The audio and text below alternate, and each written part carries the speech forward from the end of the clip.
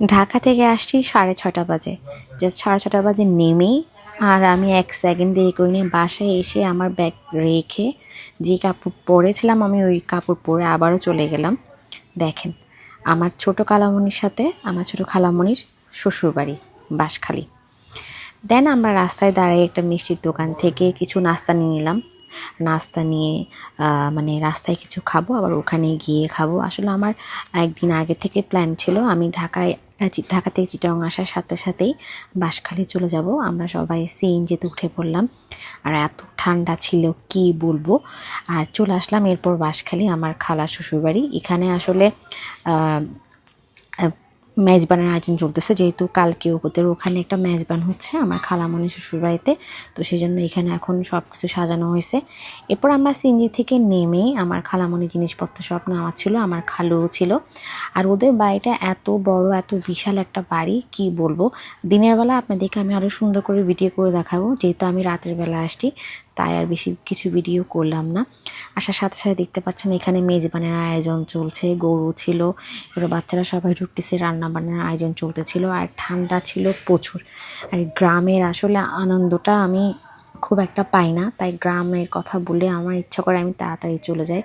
যাওয়ার সাথে সাথে এখানে আমার খালামণির বাসার মধ্যে অনেকগুলো মানুষ ছিল, ওরা রান্না বান্না করে রাখছিল।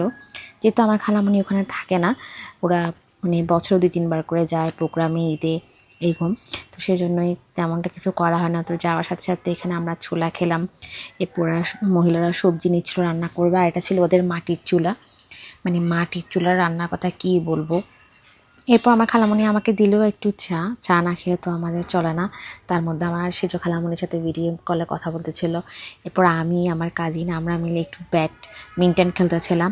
আমি আমার ছেলের সাথেও একটু খেললাম। অনেক দিন পর আসলে এত ভালো লাগতেছিল। ঢাকা শহরে সেই গ্যাঞ্জাম, ঘর বন্ধ, সারাদিন খালি ঘরের ভিতরে বাইরে স্কুল বাচ্চা এগুলো করতে করতে জীবনটা আসলে কেমন জানি হয়ে গেছে, কি বলবো।